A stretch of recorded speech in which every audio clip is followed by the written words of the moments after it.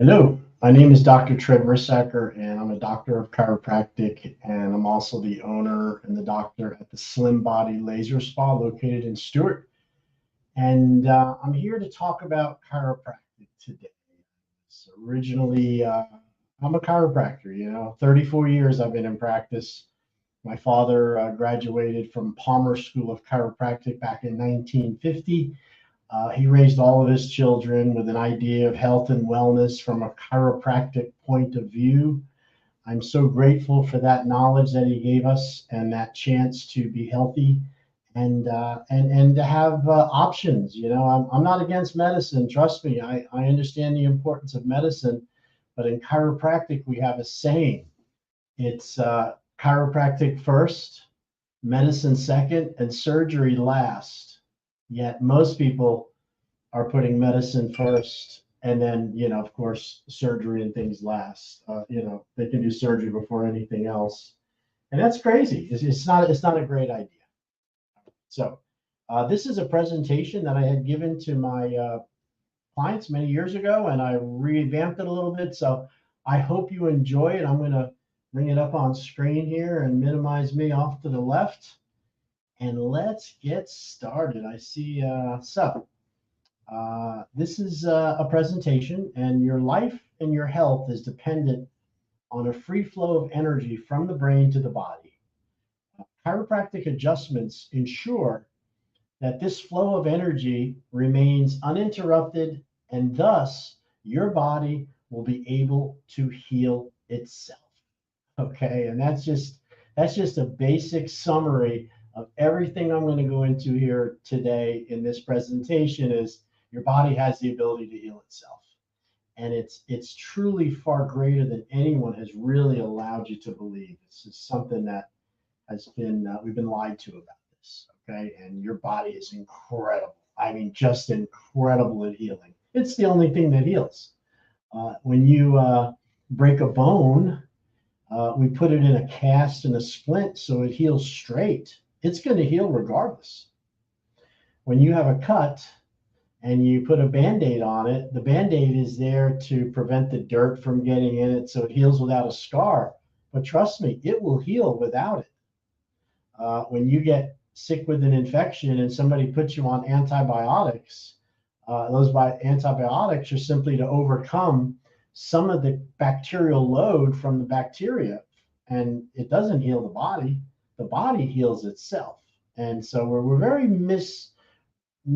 confused about this fact that the body heals itself. But without a proper functioning nervous system, a brain, a spinal cord, and then the spinal bones all being in alignment, and then being able to transfer those messages back and forth to the body, health is very difficult to maintain.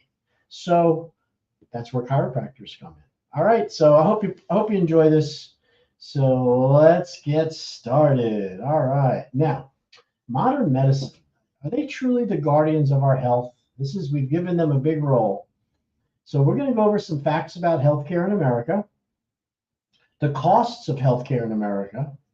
Why are they not able to make us healthier? Why are we number 130, I think, in industrialized nations?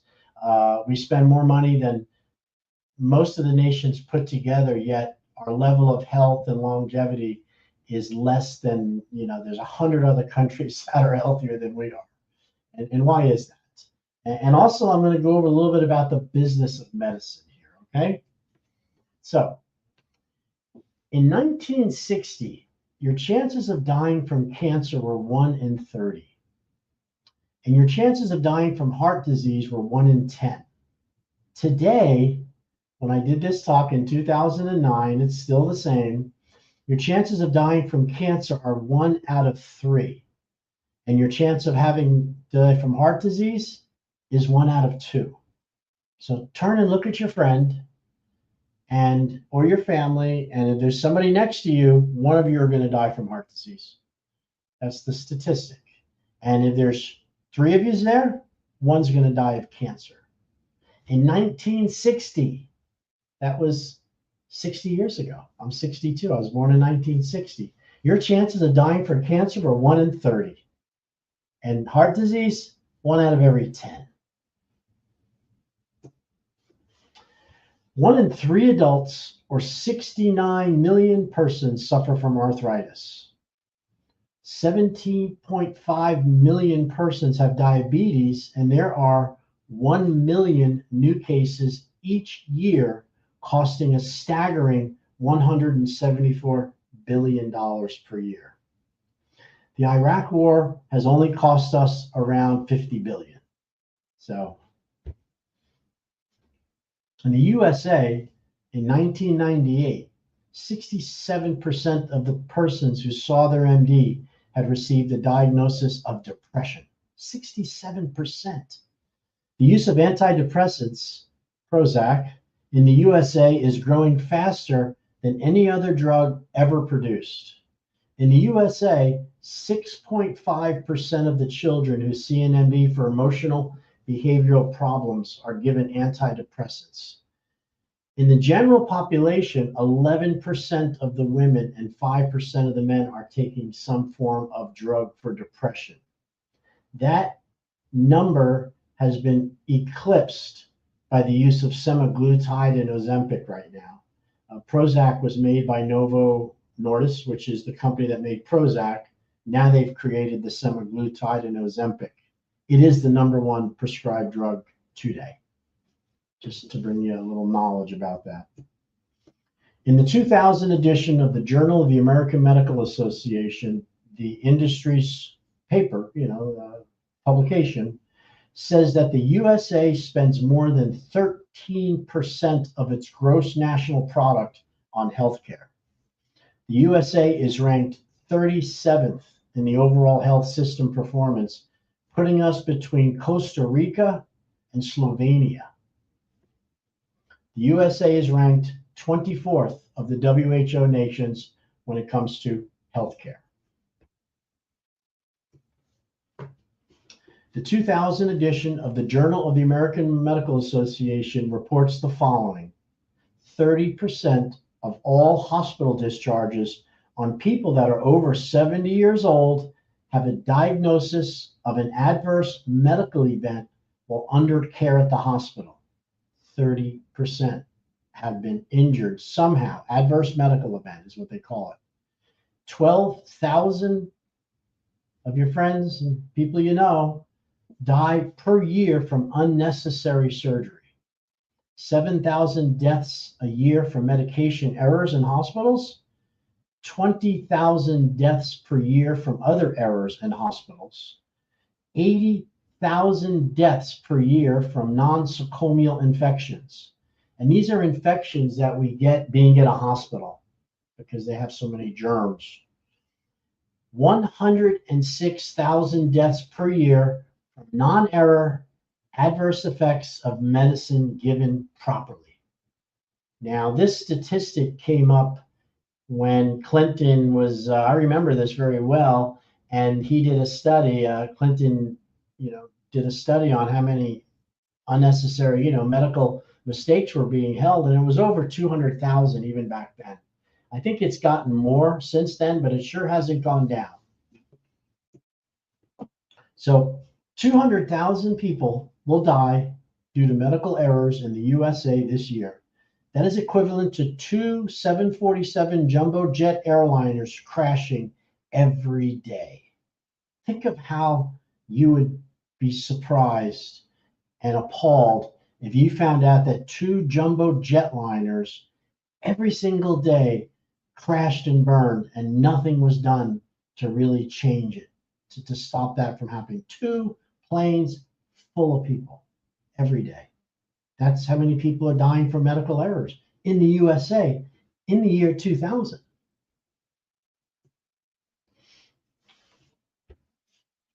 After autopsy, over 50% of their diagnoses were wrong.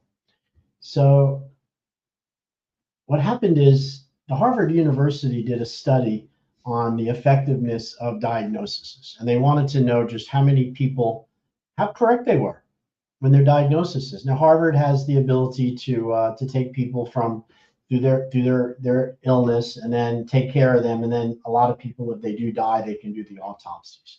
So they're able to perform autopsies to see how effective they were at their diagnoses. And what they found out was is that they were so ineffective that over 50% of their diagnoses were wrong, completely wrong. And that led to, it's because that there's so many diseases now. There's over 10,000 diagnoses in the Merck Manual of Diagnosis, and they lead to cognitive errors and diagnostic errors. It's so difficult to measure. So if Harvard is getting 50% wrong, think of the normal MD in the school down the road from you. They also wanted to find out how successful they were in overall results. When they did determine the proper diagnosis, how successful were they in treating it, curing it? They found that the patient's entrance diagnosis was rarely, and rarely means like 3% ever cured. Most of those patients eventually died with their original diagnosis. They did, however, prolong their life using supportive procedures like chemo, radiation, drugs, and surgery. So basically, they suffered comfortably before they died. That's what I get from that. Why is this? Why is this happening? I would tell you that it's not really a fault of the healthcare system. It's more of a fault the fact that there's just too many people sick, and a doctor is too busy saving lives. It's not their fault. And this is a story of a bridge over the water, and a young, a super intelligent med doctor, ER guy was coming back from the hospital. He'd been there for a 24-hour shift. He slept in the extra room, as they called him, for new people, completely dedicated to his job. And finally, he had a break to go home, and he's driving down the road along the river, and he sees somebody drowning in the river, screaming, "Help, help, I need help." So he stops his car, he jumps out, he runs out, he rescues the person from the water and pumps the water out of him and basically saves his life. And as he's getting ready to hand it over, there's another person coming down the river. "Help, help, I'm dying, help me, I'm drowning." And he jumps in, swims over, grabs another person, pulls him out, and before he could get that one out of the water, there's another one coming down the river. I mean, there's just person after person. He can't do anything. And here's the problem. Nobody is getting up to see who's throwing them in the water. Who's pushing these people off the bridge? Why there's so many? And it's not their fault. It's not the doctor's fault. It really isn't. The system is just people so sick. And why is that? I always tell a story when I do these talks about there was a town built under a cliff. Town built under a cliff. And what does that mean? So there was a town that was built, basically there was a town in the New Mexico area where there's lots of cliffs and sharp corners. And there was one corner where the cars would go around, and it was a sharp corner, and on the corner was a cliff. And what would happen is the cars would go too fast, or they wouldn't negotiate the corner, and they would, fall into the cliff, into the ravine, and blow up, and it was just horrible. And the town would send ambulances from the town, which is about 30 miles away, and by the time the ambulance would get there, the people would be dead. They couldn't help them, or they'd be so horrifically injured that they would die on the way to the hospital. So the town got together and said, we got to do something about this. And what they did was they decided to pass a tax, and they were going to build an ambulance corps in closer to the cliff, down lower, so when people did go over the edge, they could be there and be there quicker to help them. And they passed the law, they got taxed, they built this building there, and sure enough, certain ambulance drivers were put in there, and they waited, and when people came off the cliff, it was much better. They could get to them quicker. They were able to save some lives, but some of the lives were lost on the way to the hospital. It was a 30-40 minute drive, and they needed to do something better than they were doing there. And they had a referendum, and the community agreed that they would pay their tax money to build a better triage center, somewhere where people could at least be stabilized before they transported them to the hospital. And they did so. And as they built this triage, it was getting a little larger, and they needed some people there to man it, and some staff and some people to do cleanup and infectious disease and other things. But they were able to save some lives because they could stabilize people before they would actually have to get in the ambulance and go to the hospital. Well, that wasn't working as well as they were hoping. They were still losing people, and a referendum was passed by the community, and they made a decision to build a full-fledged hospital at the base of this cliff. And it made sense. That way they could help people, they could rehab them, get them stronger, get them better, and that's what they did. And as they built the hospital, they brought in nurses, and they brought in doctors, and there was administrative staff that had to be there, and there was people that took care of the building and maintenance, and at the same time. So these new people started working there, and they started buying lots and property close by, and some developers said, this is a great opportunity to put up some apartment buildings for all these nurses and these doctors that are here for this under this cliff. And so nurses have children, and children need school, and they brought a school in there, and they also had playgrounds, and they needed recreation, so they built up movie theaters, and of course they needed some stores for food, and they built several stores. Had come over, other businesses in the area saw the opportunity, and they came and built their own businesses there because they could see that this was a new upbuilding area there that people were moving into in order to help the people that are coming off this cliff. And a whole town gets built underneath this, supported by the injuries from people driving off the cliff. And somebody came along, I like to say a chiropractor, but probably not.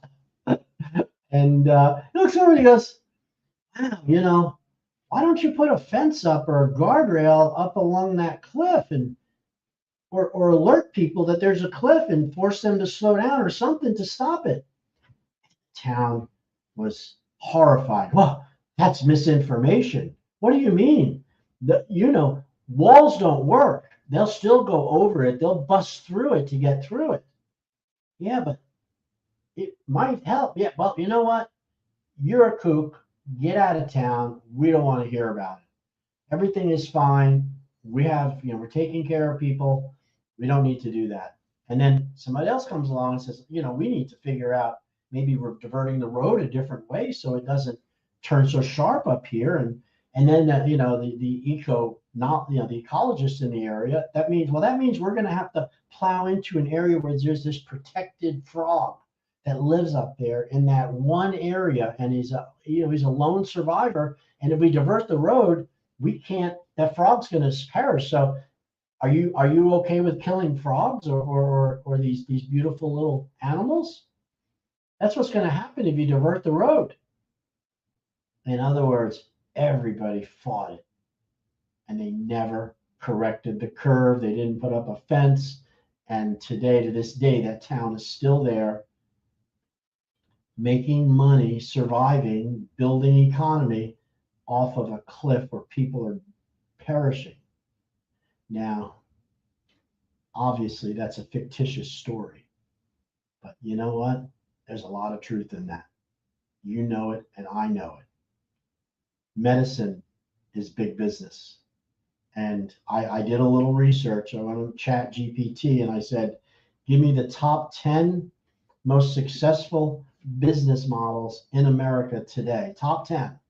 Income, people being employed, and such. You know what number one was? Hospitals. Yeah, hospitals. Number one. Number two was toiletries and over-the-counter medications and things you would buy at the store on your own for health and for personal care. That's number two. Number three was the pharmacological big pharmacies. No, not big pharmacies, but big pharma. Pfizer, this drug industry is number three. You know what number four was? health insurance to make sure that you got the money to pay for all of the sickness and the drugs and all the toiletries, the things you need. That was the top four. I didn't go past that. So this town under a cliff is true, but that is a problem. All right. It's not the doctor's fault, okay, you guys. The business of medicine has lost touch with what it really takes to help a patient get well. That is teaching and motivating, prevention and wellness. The Latin definition of doctor is teacher, not prescriber. Doctors are overworked, mostly underpaid, swimming in the fear of medical malpractice, the bureaucracy of insurance, Medicare, managed care, not to mention whenever you speak up against the government issued healthcare and government issued drugs, you will be definitely ostracized and pushed out of the system just by questioning it. For every new drug approved by the FDA, several drugs are taken off due to the harm they're causing.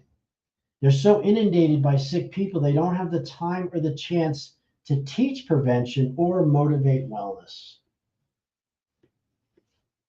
Well, chiropractic care includes chiropractic, and we have come to the rescue of you poor people. All right. So, chiropractic was discovered. No problem here with my Zoom. Chiropractic was discovered in 1895 by Daniel David Palmer.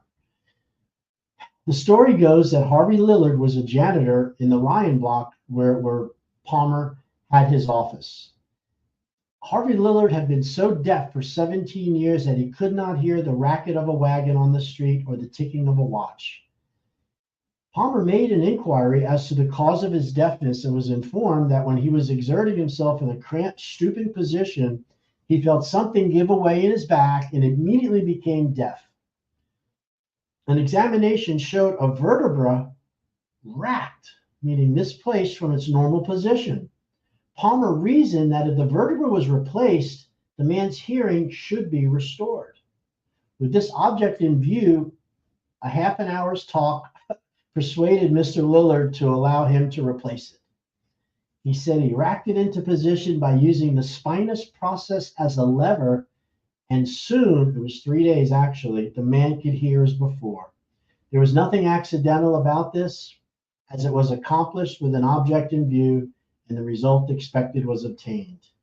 There was nothing crude about this adjustment. It was specific, so much that no chiropractor has equaled it.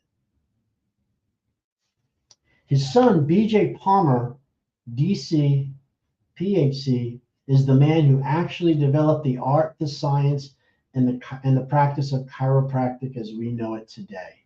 My father, Thomas Rissacker, D.C., Ph.D., was trained by B.J. Palmer and his staff at the time. B.J. didn't die till the 60s, and my dad graduated in 1950.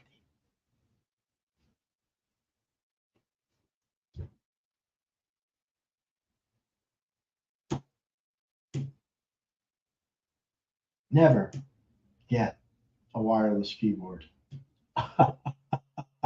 That's all I gotta say. Just like a medical doctor, to become a chiropractor, a person must have a 4-year bachelor degree and then 4 years of chiropractic college. Doctors of chiropractic are considered primary care portal of entry doctors in all 50 states. Chiropractors can perform physical exams, take blood and urine samples, perform EKG, and recommend MRI or CT scans. A chiropractor can do anything a medical doctor can do except prescribe drugs and perform surgery. There are 50,000 licensed chiropractors. How safe is chiropractic? 25 to 30 million adjustments will be given this week. Chiropractors must maintain malpractice insurance.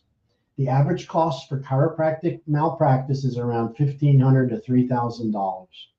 The average cost for medical malpractice is between $8,000 and $50,000, depending on their specialty. 95% of all chiropractic patients surveyed said their experience with a chiropractor was a positive one. Arnold Schwarzenegger, actor and past governor of California, was a huge proponent of chiropractic.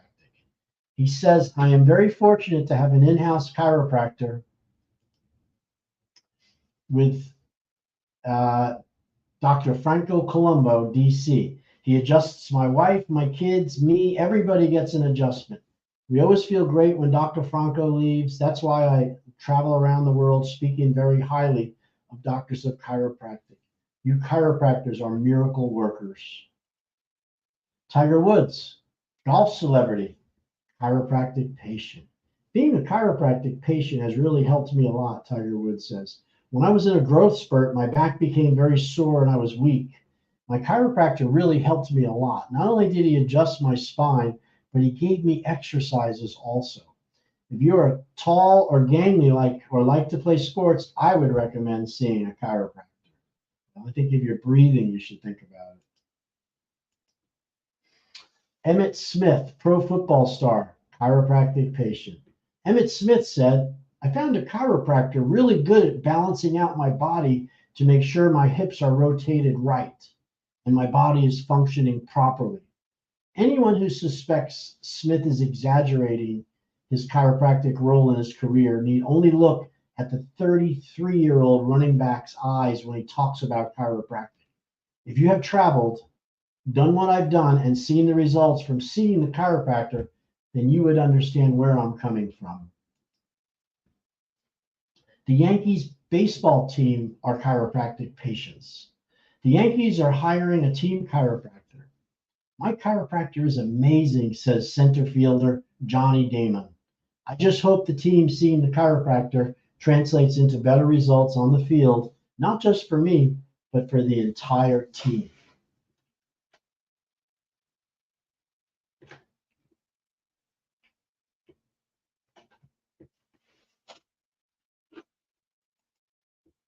Cindy Crawford, model, actress, chiropractic patient.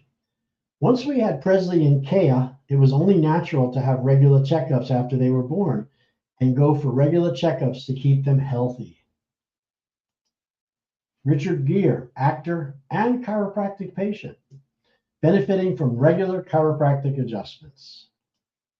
Bob Hope, actor, very famous chiropractic patient. I remember his stuff. And what exactly does a chiropractor do? So chiropractors detect and correct vertebral subluxation. And this is really showing that this is a pinched nerve, that this bone was pushed backwards, closing off this opening, and this is giving you what we might call a pinched nerve. The definition of a vertebral subluxation is a minor misalignment between the bones of the spine, causing nerve interference and a loss of health. Just like an illness shows a medical doctor changes on X-ray, MRI, blood work, and symptoms, we have physical findings also to determine subluxation. One being restricted motion or stiffness of the lower back, soft tissue swelling, pain and tenderness in and around the neck, the middle back, and lower back. Postural abnormalities like a head tilt, shoulders that are unlevel, and uneven hips. Even something like a forward head carry where your head is too far forward or back. Bilateral scale weight unbalance. If you were to step on two scales that were independent of one another and you were leaning on one more than the other, that would be indicative of a spinal imbalance. We also look for temperature changes in the neck and back. When spinal bones are out of alignment and they're inflamed, there's heat changes. It's hot from the inflammation. We also rely a lot on spinal x-rays. Not all, but many of us do. And a spinal x-ray will show you the misalignment. It shows that there's a loss of neck and back curves.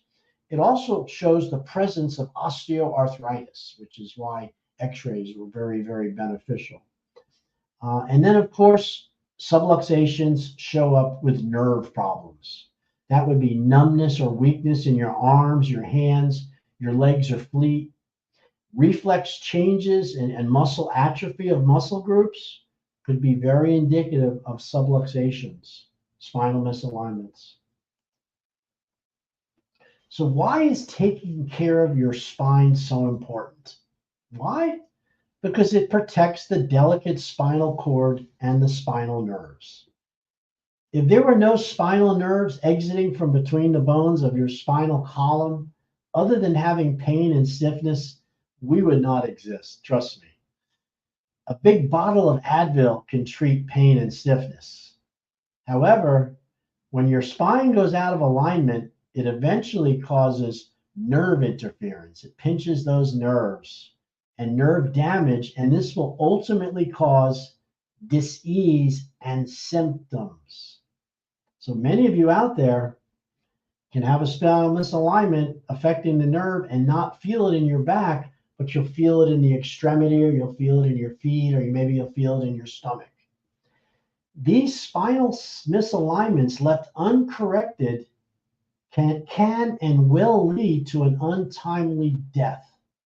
It's not just pain, it's dysfunction and disease, spinal alignments. In the beginning, the purpose of the nervous system is to develop the human. So this little image that I wrote on here shows your mom and dad having each cells. They each contribute 24 chromosomes to this one cell, the zygote, and then this cell divides into 3, into 6, into 18, into a group of cells called a blastomere. This blastomere is going to be your brain. Now, this is all in like the first 6 to 8 weeks to 12 weeks of development after conception. And then what happens is you form this thing, looks like a brain, but it's really called the notochord and the spinal cord. And this is the beginning of your nervous system before anything else is visible when a baby is developing. It's called embryology 101. Now, what happens? The brain and the nervous system form the brachial and the lumbar plexuses. And those are the nerves which coagulate or get bigger that go into your hands and into your feet and into your legs. Because remember, the brain's going to control your hands and your feet. And those nerves have to be very thick and lots of them to control all the movements of the hand and the feet. But it all travels down through your spinal cord. There's no bones here yet, people. This is all nervous tissue. Then what happens is, within about 3 months or less, the organ buds begin to show, developing each organ separately and connecting them to the centers of control located in your brain. So there's, you got the brain. These are the organ buds that are coming off. Lung buds, liver bud, heart bud, stomach bud, kidney, spleen, and so on. Up in your brain is a center that's going to control the lungs and control the liver and control these different organs. So you have one organ, one nerve, and one area in the brain to control the organ. Still, no skeletal system. Now what happens is these organs develop and mature in a very short time. One spinal level, one nerve, one organ, all connected to the centers of control within the brain. And this is a little more detailed of what is covered. Your cervical, first C1, head, eyes, ears, and autonomic nervous system. That controls all your digestion, breathing, and heart rate. C2, your sinuses and ears. C6 and 7, that's the brachial plexus.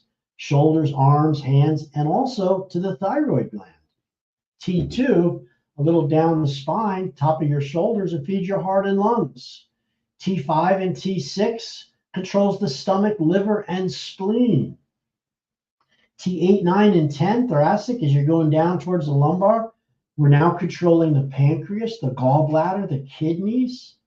L2, T12 through L1, small intestines. L2 through L4, large intestines, your bowels.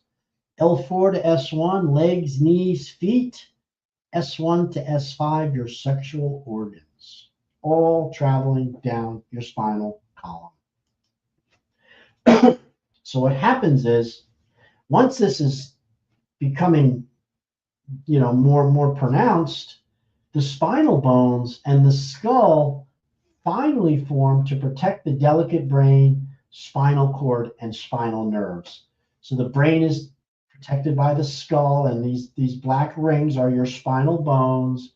And what's happening is now the body is going to protect those nerves with the bones. Spirit has been busy molding matter, and finally, after 9 months, the human being is born. So that's amazing to me, in 9 months, that this can happen from just those one cell from mom and dad and everything that happened here. And it's all connected through the spine to the brain, back to the body, up to the brain.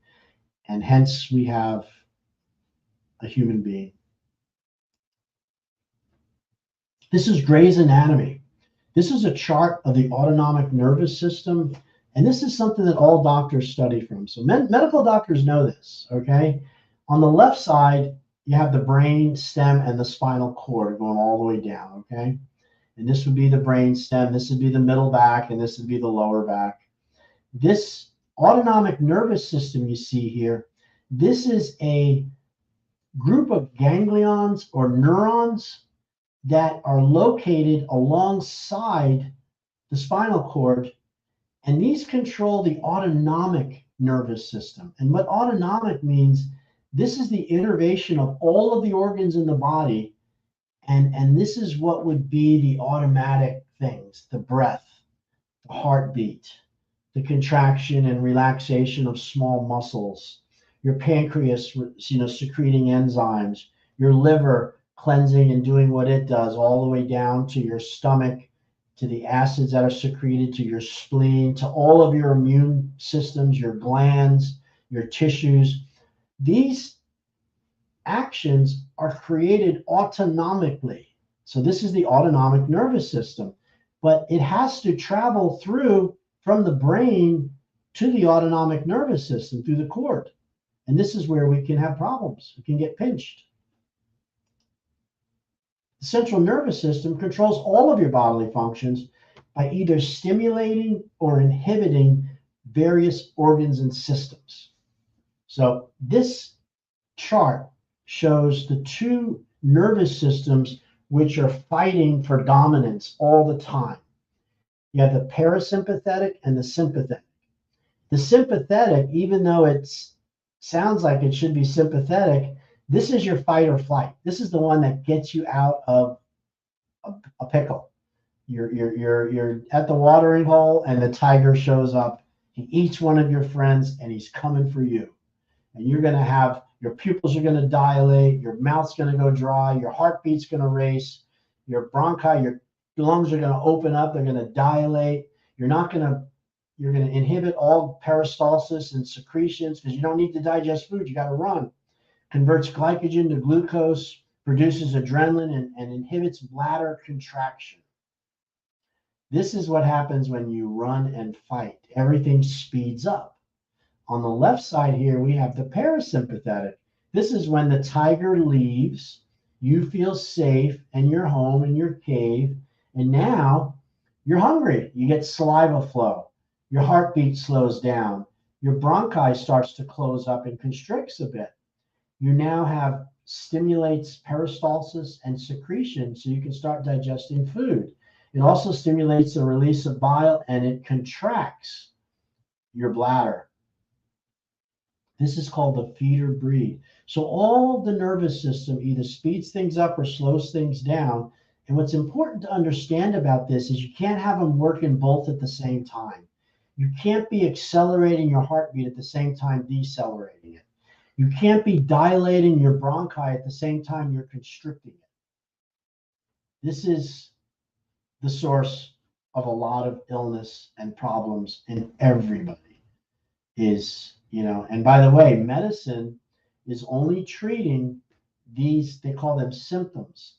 Medicine is doing drugs to speed up your heart or slow it down.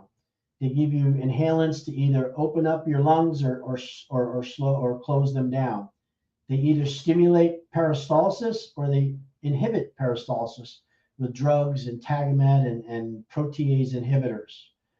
I could go on and on. This is how they create all their drugs, is by looking at the function of these organs.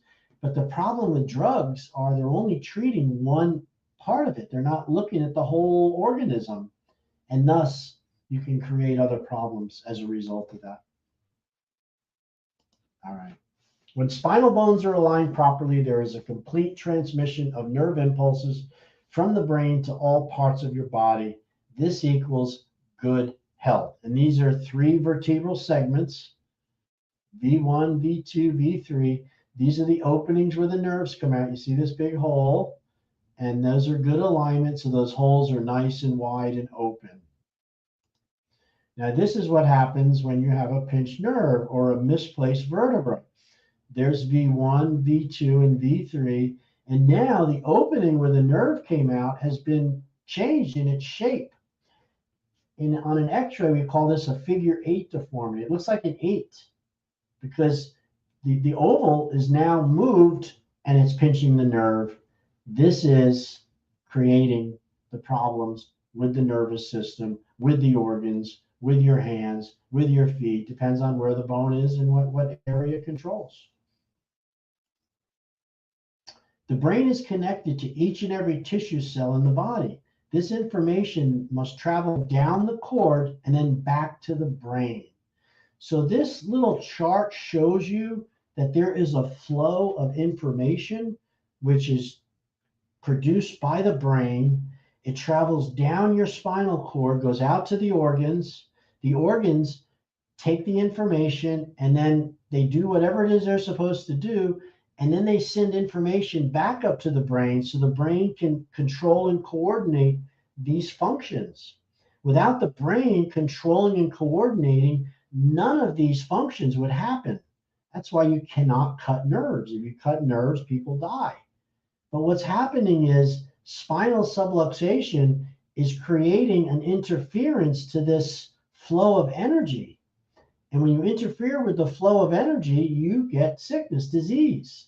When flow is proper, you have the brain has the intelligence, you have 100% flow, and then your tissue functions 100%, and that equals perfect health. But subluxation, shown in this red line here, here's the brain, 100% intelligence, 30% of the flow is lost because of a pinched nerve, subluxation. Now you're only getting 70% in the tissue cell. This could be a liver cell, a heart cell, a lung cell, could be a stomach cell. Now, without the proper innervation, the flow is lost. You've got 70% function down here. And then this cell can become sickened, weakened, and it can die and it can be damaged because it's not getting enough life force. And then, of course, that flow can be interrupted as it goes up to the brain the same way as it goes down to the tissue. This, my friends, is the crux of the matter. These subluxations, depending on where they're located, top of your neck, base of your neck, middle back, lower back, pelvis, if these subluxations are there, you might have a problem in your feet, your hands, your head, your nose, your sinuses, your breathing, your sexual organs. And a doctor will never tell you about this. An MD does not look at this as a cause of disease. Remember that. They ignore this. They say that subluxation exists, but it doesn't affect your health. Don't they know anatomy? Haven't they read and looked at what a pinched nerve can? They'll go to the chiropractors, but they don't want you to know it for some reason. I think it's that town that's built over the cliff. They just don't want you to know because you won't need them as much. All right. This is a better way of looking at another analogy. Your brain, your spinal bones, and the body are similar to an electrical circuit at home. What happens if you overload the circuit a fuse will blow, right? You know, you go to your panel in the garage and you see all your, the power comes in from the power company and it goes through those circuits and it's distributed to all your rooms. Well, if you overload a room, the fuse blows, right? Your spine's the same way.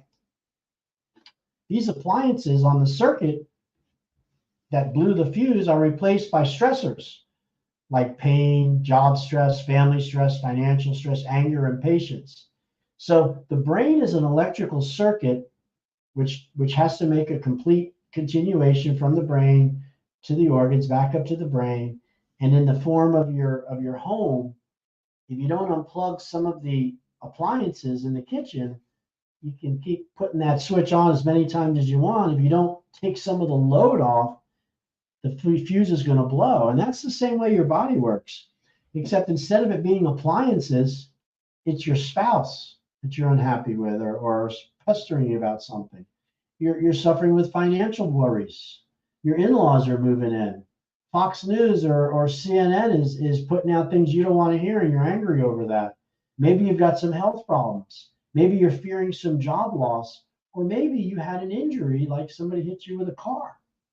That subluxation is now, you got to get this off the load for you to keep that circuit clear.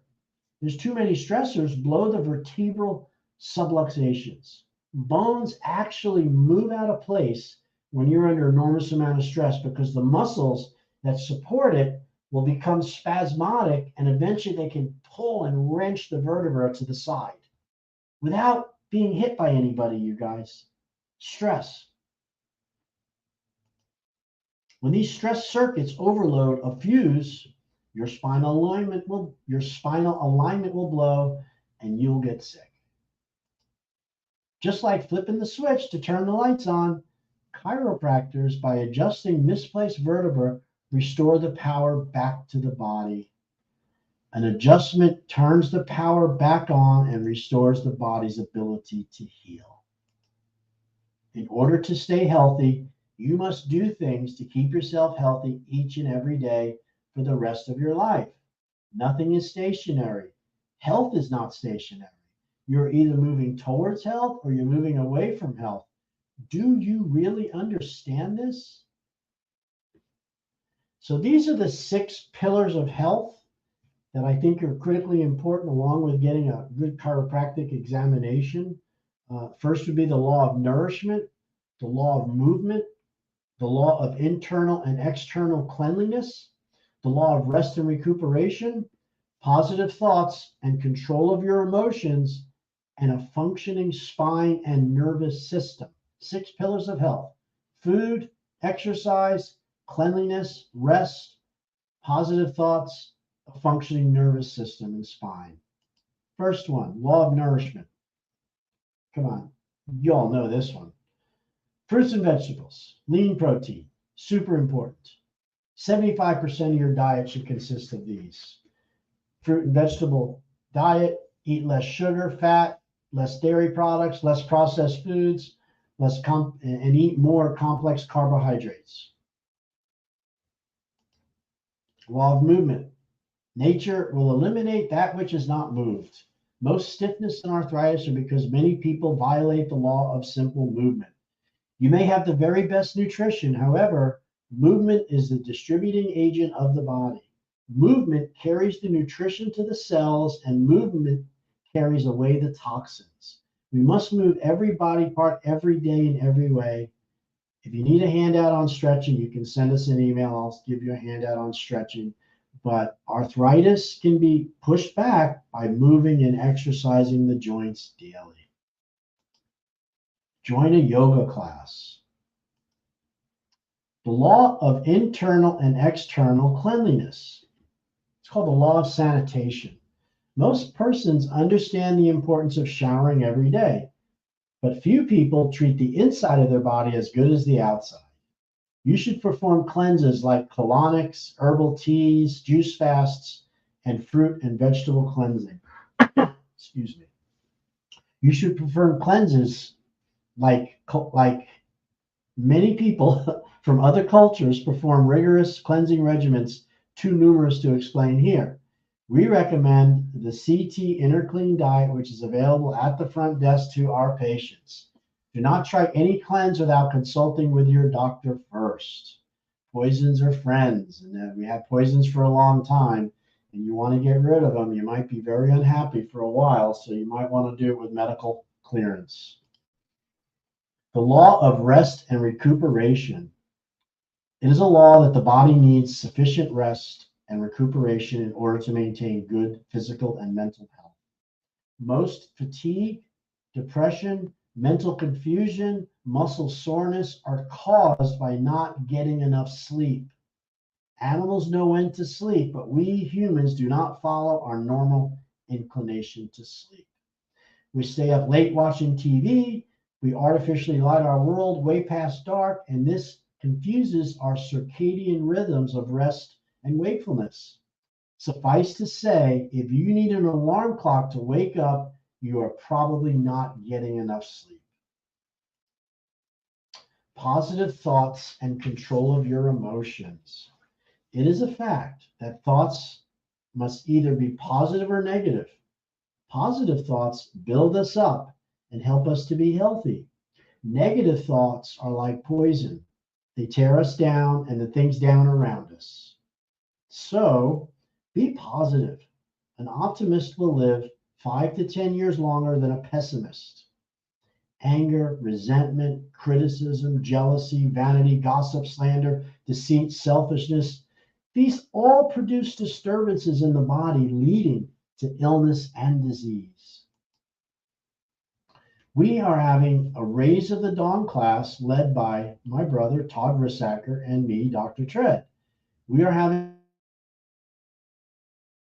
8 times per month, and we'll be having a Raise of the Dawn study group. There is no cost to join the group. A Raise of the Dawn textbook will be needed, and they will cost $15. The laws of the body, the laws of the mind, and the laws of the soul will be studied and discussed in depth. A 20-minute guided health image will end each class. This will be presented by Dr. Rissacker. The group will be mediated by Dr. Rissacker and Dr. Todd Rissacker, who are certified concept therapy instructors. Sign up at the front desk. Reservations are mandatory, or you can contact the office 772-692-7899, and you can get in and see if it's something, you can make an appointment for the, you can make an appointment for it. There you go. There's the phone number, 772-692-7899. Remember, a healthy functioning spine and nervous system is incredibly important for the function for your life and to be healthy and happy. Chiropractic adjustments ensure that this free flow of energy remains uninterrupted, and thus your body will be able to protect and heal itself. Chiropractic adjustments also correct spinal misalignment, which can and does cause pain and stiffness. Now, if you're still listening and watching this presentation, and you look at this image, this blue body with this spine, why would you not want that spine to be healthy, in proper alignment, and be flexible and have all the right positioning? And, it's something that you can't do on your own, people. I can't fix cavities on my own. I have to go to a dentist to have him look at my teeth, or look at my teeth. And the same thing goes with spinal alignments, these subluxations. You can't treat them on your own. I don't know if I'm out of alignment, and I'm a chiropractor. I have to go to the chiropractor and see, checks my feet, feels me for pain and tenderness, does a range of motion, knows my areas because they took x-rays in the past, makes a correction, real gentle, and imagine that. A gift for you. Our spinal checkup costs over $300, but for you, it's at our expense today. All you got to do is call the number here, tell them that you saw the presentation on the internet, or you saw it through your email, and you'd like to come in and get a free consultation and we can probably even hook you up with some x-rays, okay? I just want you to know that it's a gift. It's for you, and if you'd like to do it, you let us know. Give us a call. We will help you out. And I want to thank you for helping us to make a happier and healthier planet. So much. This means so much to us. I want to thank you.